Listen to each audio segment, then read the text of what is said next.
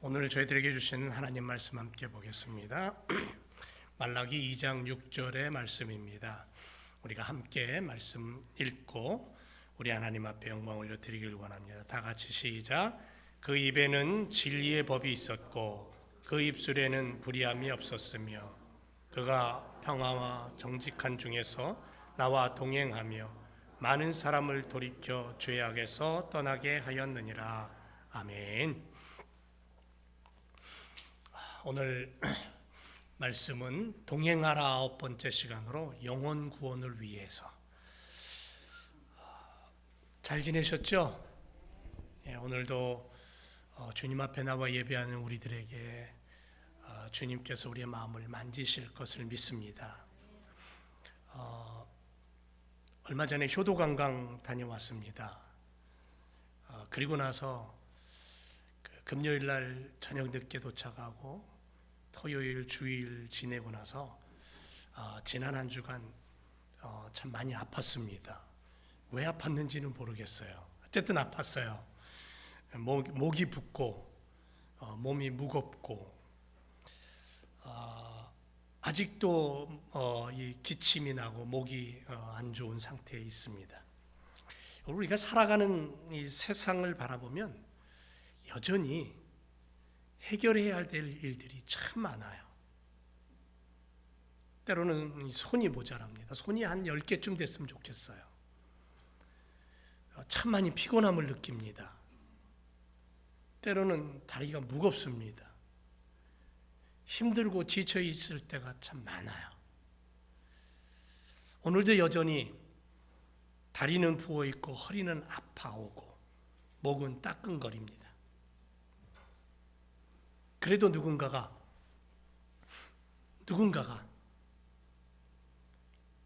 눈을 맞추고 사랑합니다. 고맙습니다. 힘들지만 우리 함께 해요. 이런 말을 듣게 되면 어떻게 마음속에서부터 새 힘이 솟아나죠. 한번 옆 사람한테 그렇게 해볼까요? 사랑합니다. 사랑합니다. 힘들지만 우리 함께 합시다. 여러분, 교회 나오면 이런 마음으로 서로를 이렇게 바라보고 나누고 함께 예배한다는 게 얼마나 감사한지 모르겠습니다. 내 얘기를 들어주고 내 얘기를 들어준다는 게 얼마나 감사한지 몰라요. 서로의 마음을 안아주고 그런 사람들이 모여서 예배하는 자리가 얼마나 고마운지 주님이 그것을 바라보시면서 기뻐하실까요? 슬퍼하실까요? 기뻐하시겠죠. 당연히. 그런 천국의 은혜를 누리는 예배의 장소, 사랑하는 이가 곁에 있어서 그래서 힘을 내보는 거예요. 오늘도. 사랑하는 제일교회 성도 여러분, 함께 걷는 이들이 있어서 오늘도 용기 내어 일어섭니다. 우리는 혼자가 아니에요. 우리 곁에는 이렇게 손을 잡고 사랑하고 격려하며 함께 길을 걷고 예배하는 엄마, 아빠, 아들 그리고 딸들이 있고 우리 교우들이 있기 때문에 그렇습니다. 아멘? 네, 함께 한다는 게 얼마나 감사한지. 그런가 하면 우리 모두에게 늘 힘이 되어주시는 이 주님께서 혼자 버려두지 아니하시고 늘 동행하신다는 게, 이 사실을 믿기 때문에 오늘도 나의 인생길을 내가 걷는 거예요. 우리 교회 공동체가 나아가야 될 비전을 향해서 달려가고 힘을 내서 도전하고 그렇게 믿음 생활하는 줄로 믿습니다. 하나님 아버지의 마음이 찢어질 때가 있었어요. 정말 하나님 마음이 녹아내려서 너무너무 아팠던 시간이 있었습니다. 그게 언제냐면 에덴 동산에서 아담과 하와가 하나님의 명령을 어기고 범죄했던 시간입니다. 당장에 없어버리고 싶은 분노가 하나님 마음속에 있었지만 그것을 스스로 삭히시면서 오히려 가죽옷을 해 입히십니다. 동산에서 쫓겨나는 뒷모습을 보시면서 인간을 구원하고 다시 천국 백성 되게 하기 위해서 새로운 계획을 허락하시고 추진해 가십니다. 그게 뭐냐면 여자의 후손입니다. 여자의 후손을 말씀하시는 하나님의 마음은 인간들과 함께 하겠다는 다짐이 들어 있습니다. 말라기 선지자의 아픔을 우리가 느낍니다. 여전히 하나님의 약속은 진행 중이고 동행하심의 축복이 믿음의 사람들에게 허락되었으나 그럼에도 불구하고 타락의 길을 걷고 죄악의 길을 걷는 그 모습을 보면서 선지자는 아픔을 느낍니다. 하지만 이 말라기 선지자는 슬픔에 잠겨 있지 않고 희망을 꿈꾸며 동행하심의 하나님을 믿음의 눈으로 바라보고 있습니다. 그리고 그의 메시지가 그렇게 선포되고 있는 것을 보게 됩니다. 우리가 그 메시지에 귀를 기울여 볼 필요가 있어요. 우리 하나님 아버지께서는 그 베푸신 언약을 어떻게 해서든지 지키시는 분이기 때문에, 그래서 하나님의 약속은 영원한 거예요. 4절 말씀해 보니까요, 만군의 여호와가 이르노라, 내가 이 명령을 너에게 내린 것은 레위와 세운 나의 언약이 항상 있게 함인 줄을 너희가 알게 하리라 그랬어요. 하나님께서 제사장들에게 명령을 주신 목적이 뭐예요? 하나님은 레위 지파에게, 레위에게 세운 당신의 언약이 항상 있게 하기 위해서 명령을 주셨다 그랬어요. 여러분, 여기서 명령이라는 것은 2절 3절에 보면 이런 말씀이 있습니다. 만군의 주가 말하노라, 만일 너희가 들으려 하지 아니하면, 그것을 마음에 두지 아니하고 내 이름의 영광을 돌리지 아니하면, 이건 뭔 얘기예요? 하나님을 완전히 거부하겠다는 거죠. 내가 너에게 심지어 저주를 보내요. 너희의 복들을 저주하리라. 참으로 내가 이미 그것들을 저주하였으니 이는 너희가 그것을 마음에 두지 아니한 것이기 때문이다. 3절에 가서는 뭐라 그럽니까? 한번 읽어볼까요? 보라, 너희로 인해 내가 너희 자손을 꾸짖겠다. 너희의 얼굴에는 너희가 희생 제물이라고 바치던 병든 짐승들의 오물을 끼얹고 너희가 희생 제사를 바친다고 모여서 잔치를 벌일 때마다 쌓이는 쓰레기 더미 위에 너희를 던져버리겠다. 얼마나 무서운 말씀인지 몰라요. 하나님께서 말씀하신 명령이라는 그 명령 속에는요, 명령과 경고와 징계가 들어있다라는 거예요. 왜냐하면 2절 3절의 말씀에는 하나님의 말씀에 순종하라는 명령이 들어있고, 그 명령을 듣지 않는 것과 관련해서 경고가 들어있고, 심지어 이미 진행 중에 있는 저주까지 포함되어 있다라는 거죠. 하나님은 당신의 백성들에게 당신과 세우신 언약을 절대로 폐하는 법이 없는 분이에요. 잊어버리지 않습니다. 언약을 홀로 맺는 건 아니잖아요. 언약이라는 것은 상대방과 맺는 거잖아요. 하나님은 이스라엘과 언약을 세우셨어요. 그 가운데서도 레위와 따로 언약을 세우셨어요. 레위 지파와 따로 세우셨어요. 따로. 12지파가 아니라 12지파를 띄워놓고도 레위라는 그 한 지파에게 집중하셨던 것을 보게 돼요. 이렇게 언약을 세우신 하나님은 당신께서 세우신 언약을 결코 잊어버리거나 파기하지 않는 분이에요. 언약의 대상인 인간은 하나님과 맺은 언약을 지키지 아니하고 그 언약을 스스로 파기하기 일쑤이지만, 하나님은, 신실하신 그 하나님은 당신의 언약은, 당신의 약속은 결코 잊어버리지 않고 폐기해버리지 않는다는 거죠. 그래서 하나님은 당신의 언약을 지키게 하기 위해서 인간을 향하여 명령을 주시고 경고를 하시기도 하고, 그 경고를 통해 벌을 내리시기도 하고 징계를 하시기도 하는 거예요. 왜? 그것을 통해 하나님의 약속을 기억하고 하나님의 백성으로 살라는 거죠. 우리 모두가 하나님이 세우신 그 언약을 기억하고 영원히 보존하시는 그 하나님을 바라보면서 이 약속의 응답을 위해 끝까지 동행하시는 그 하나님의 손길을 바라보며 오늘도 그 하나님 앞에 그 하나님의 손길을 우리가 의지하며 살아야 된다는 거죠. 5절에 보면요, 레위와 세운 나의 언약은 생명과 평강의 언약이라. 생명과 평강의 언약. 레위 지파와 세운 언약이 어떤 언약이냐 하면 생명과 평강의 언약이래요. 내가 이것으로 그에게 준 것은 그로 경외하게 하려 함이라. 그가 나를 경외하고 내 이름을 두려워하였다 그랬어요. 하나님께서 제사장들을 향해 주신 명령과 경고, 그들을 징계하면서까지 보존하기를 원했던 레위에게 세운 언약의 성격이 무엇인가를 얘기하는 거죠. 하나님께서 레위에게 세우신 언약은 생명과 평강의 언약이에요. 이 생명과 평강의 언약은 하나님께서 비느하스에게 세우신 영원한 제사장 언약과 유사한 거죠. 하나님은 비느하스에게 세우신 언약에 대해서 평화의 언약이라고 말씀하셔요. 평화의 언약.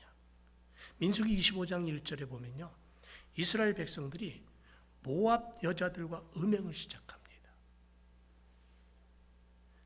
결과는 당연히 하나님께서 이스라엘에게 진노하셨어요. 그래서 여호와께서 백성의 두령들을 잡아 여호와 앞에 내어달고 바알 부올에게 부속되어서 그것을 섬기는 자들을 죽일 것을 명령하면서 온 백성에게 연병으로 치셨어요. 민수기 25장 9절에 가면 그 내용이 나와요. 그러한 와중에 또 하나의 사건이 진행되는데 이런 사건입니다. 민수기 25장 6절 8절에 보니까요, 이스라엘 자손의 온 회중이 회막문에서 울 때에 이스라엘 자손 한 사람이 모세와 온 회중의 목전에 미디안의 한 여인을 데리고 그 형제에게로 온지라 제사장 아론의 손자 엘르아살의 아들 비느하스가 보고 회중의 가운데서 일어나 손에 창을 들고 그 이스라엘 남자를 따라 그의 막에 들어가서 이스라엘 남자와 그 여인의 배를 꿰뚫어서 두 사람을 죽이니 연병이 이스라엘 자손에게 그쳤더라. 이렇게 기록되어 있어요.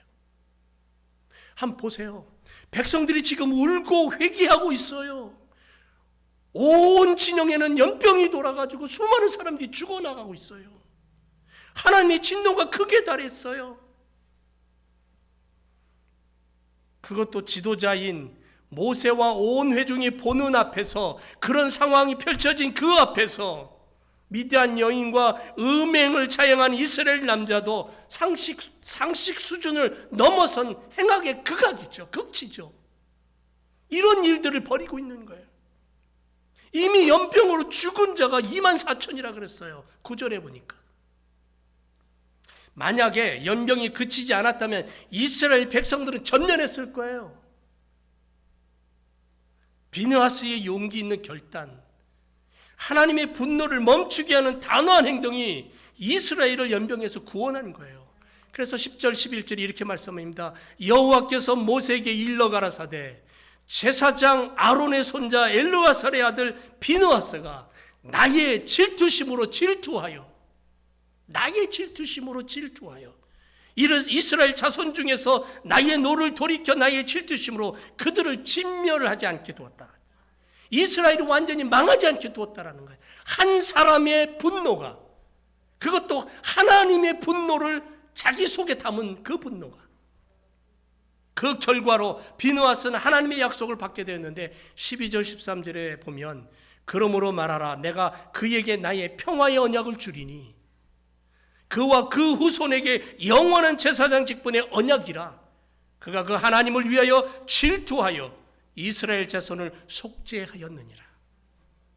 그의 행동은 이스라엘 자손의 죄를 속하는 역할을 했다고, 그 역할을 하나님의 입장에서 행했다, 그렇게 하나님이 스스로 얘기하시는 거예요. 그렇기 때문에 그의 자손은 영원한 대제사장의 위치를 누리게 되었다. 레위 지파에게, 그것도 그 제사장 판결에 있는 그들에게. 이처럼 하나님께서 레위에게 세우신 언약을 생명과 평강의 언약, 생명을 살리고 사랑의 평화를 심고 평안을 주는 그 언약이라는 거예요. 그것을 수행할 직무와 관련이 있다라는 거예요. 제사장들의 속죄 사역을 통해 이스라엘 백성들이 죄 사함을 받아요. 그리고 생명과 평강을 얻어요. 그래서 하나님은 레위에게 세우신 언약을 생명과 평강의 언약이라고 그렇게 부르는 거예요. 인간은 생명의 주 되신 하나님께 나아가 하나님과 교제함으로써 생명과 평강을 누릴 수밖에 없어요. 다만 생명의 주 되신 하나님과 죄악으로 말미암아 단절된 인간, 그래서 그 스스로 결코 생명을 얻을 수 없고 평강을 누리지 못한다는 거예요.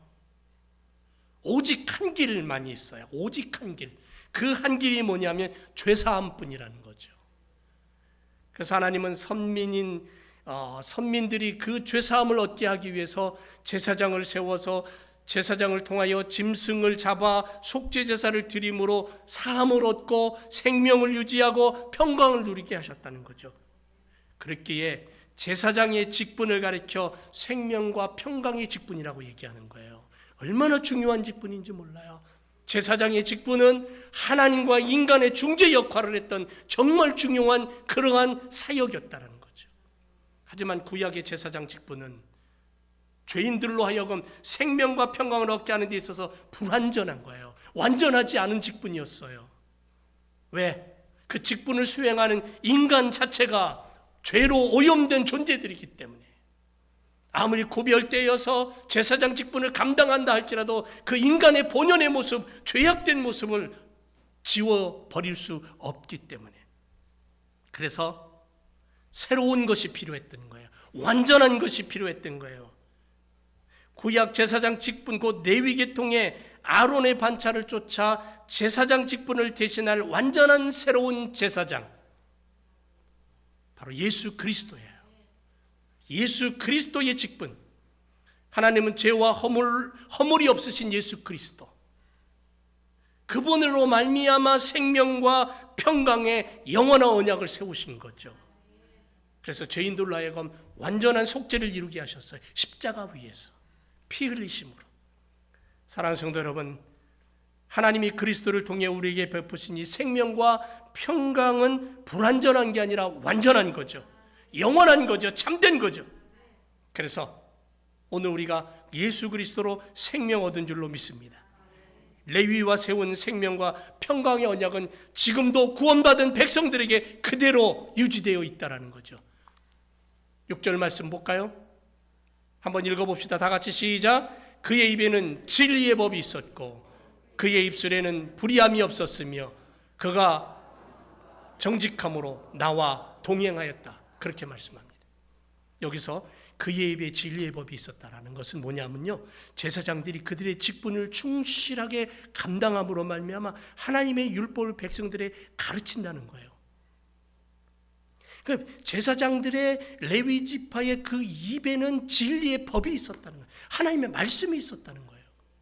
오늘날 우리가 부름받은, 선택받은 레위 지파의 그 제사장 직분을 가지고 살아가는 그러한 존재들이라는 거예요. 이 땅을 살아가는 우리들이. 그리고 그의 입술에 불의함이 없었다는 건 뭐냐면 제사장들이 거짓 혹은 그릇되게 말하는 거나 가르치는 것이 없었다는 거예요. 진실했다는 거죠. 그가 화평함과 정직함으로 일했다는 건 뭐냐면 백성들에게 화평을 말하고 하나님과 백성들 사이에 평안함이 흐르게 했고 거짓이 없는 삶을 통해서 가르친 대로 행하며 살았다는 것을 의미하는 거예요. 결국은 우리가 여기서 알 수 있는 것은 뭐냐면 하나님께서 모델로 삼으신 레위 지파의 삶의 모습을 얘기하는 거죠. 그들의 삶의 모습이 어떻습니까? 바른 말을 했고 언행일치의 삶을 살았다. 그러니까 초기 레위 지파 제사장들의 삶은 뭐냐면 하나님의 진리의 말씀을 말하고 가르쳤을 뿐 아니라 그 말하고 가르친 대로 행하며 살았던 삶이었다. 레위 지파의 삶이 그랬다라는 거예요. 그게 하나님이 세우신 기준이라는 거죠. 그러나 말라기 당시 제사장들의 모습이 어땠을까요?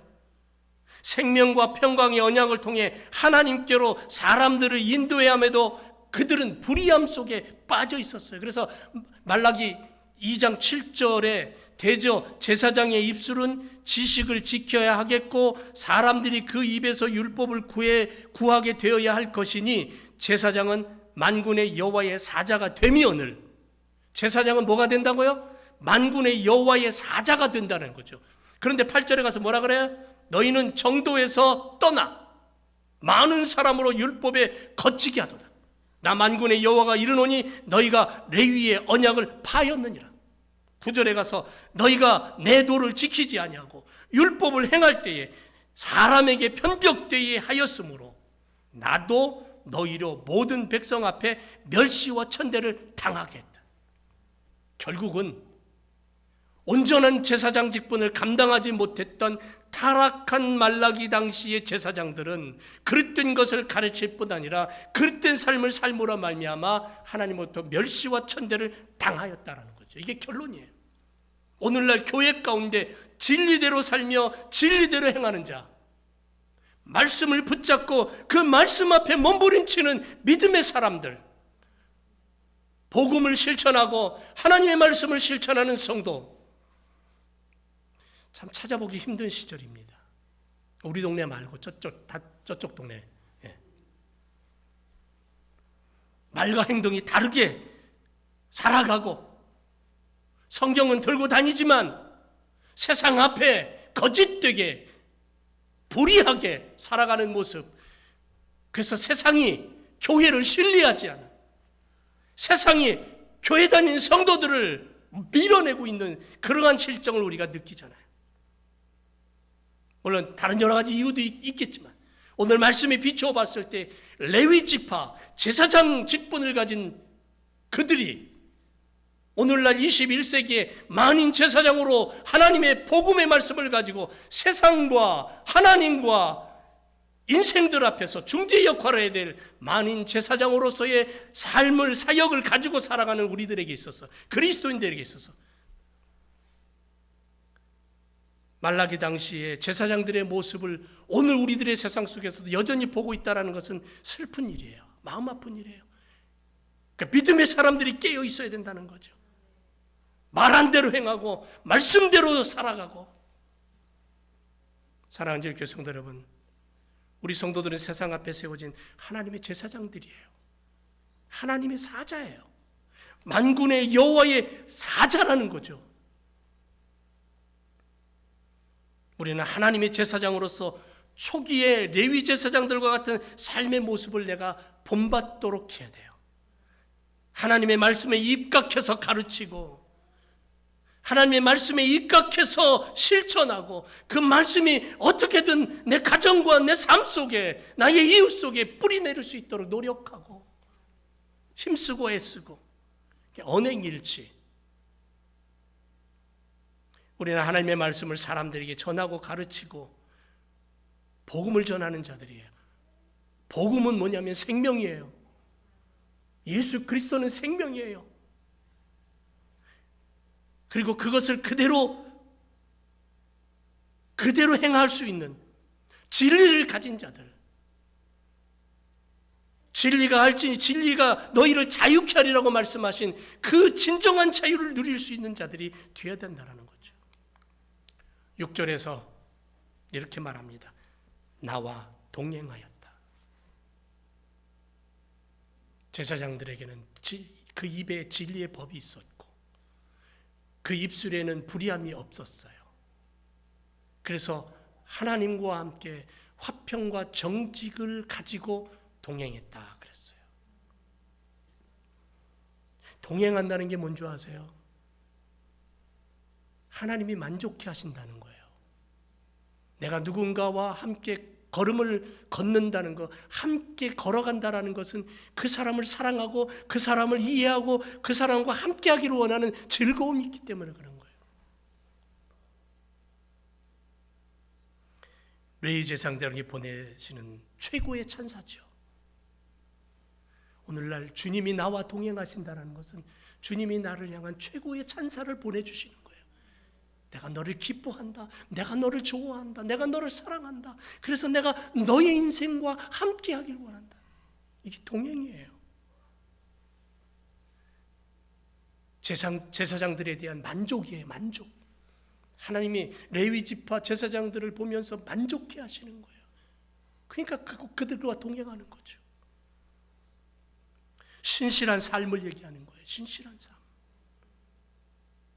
하나님은 그렇게 사명을 다하여 살아가는 레위 족속과 동행했다 그랬어요. 그 동행의 결과는 뭔 줄 아세요? 수많은 사람들이 주께로 돌아왔다 그랬어요. 수많은 사람들이 주께로 돌아왔다. 구원의 반열에 섰다. 그들의 삶을 통해, 그들의 가르침을 통해, 그들의 인생을 통해 수많은 사람들이 주께로 돌아왔다. 여러분, 초대교회 베드로의 설교에 수많은 사람들이 회개하며 주께로 돌아왔어요. 초대교회 성도들의 믿음의 삶을 보고 수많은 사람들이 교회로 모여들었어요. 오늘날은 교회로 오라 그러면 오히려 도망가요. 왜? 레위 지파의 신앙의 모습과 삶의 모습을 보여주지 못하기 때문은 아닐까요? 우리는 늘 점검해야 돼요. 내가 주님의 말씀 안에 서 있는가? 내가 복음의 사람으로 살아가고 있는가? 내가 세상을 향하여 하나님의 신실함을 가지고 살아갈 수 있는가? 동행이라는 것은요, 하나님의 창조의 원리예요. 창조 시작부터 하나님은 동행이라는 것을 시작하신 분이에요. 동행한다는 것은 얼마나 기쁜 일인지 몰라요.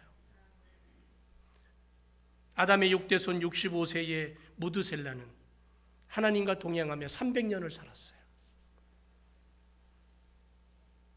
무드셀라를 낳고 에녹이 300년을 살았다는 거죠. 65세의 무드셀라를 낳고 온 인류가 범죄하였을 때에 방주를 만들어 인류를 구원한 노아, 당대의 완전한 자라고 성경은 얘기해요. 믿음의 조상으로 일컬어지는 아브라함은 하나님 앞에 올바른 예배를 드림으로 말미암아 그가 복의 근원이 돼요. 형들의 시기로 애굽으로 노예로 팔려갔던 요셉은 하나님과 동행함으로 자기 민족을 살려요. 하나님의 지팡이를 짚고 430년 만에 출애굽시킨 모세는 그 지팡이 하나 짚고 하나님과 동행해요. 120년 동안. 사랑하는 제일교회 성도 여러분, 히브리서는 이들을 믿음의 사람들이라고 얘기해요. 이들이 세상은 감당치 못하는 사람들이라고 표현할 정도로 위대한 믿음의 사람들, 늘 언제나 주님과 동행하는 레위 지파가 가졌던 제사장적인 직분의 사명을 감당했던 일꾼들이죠. 말라기 당시에 타락한 제사장들의 모습을 바라보며 우리 자신을 비춰봅니다. 제사장이 타락했다는 것은 예배가 파괴됐다는 거예요. 제사장이 타락했다는 것은 죄로 달려간다는 거예요. 삶이 무너지고 거룩한 백성의 모습이 사라졌다는 거죠. 마땅히 행하여야 할 천국 백성의 본분을 망각했다라는 거예요. 공정함이 사라지고 편파적인 모습으로 하나님의 이름과 성전의 신실함에 먹칠하며 살아간다는 거죠. 그 삶 속에 결코 주님은 동행하지 않는 거예요. 사랑하는 제일교회 성도 여러분, 예수 생명의 능력으로 주님과 동행하는 우리입니다. 우리와 동행하시는 주님이신 줄 믿습니다.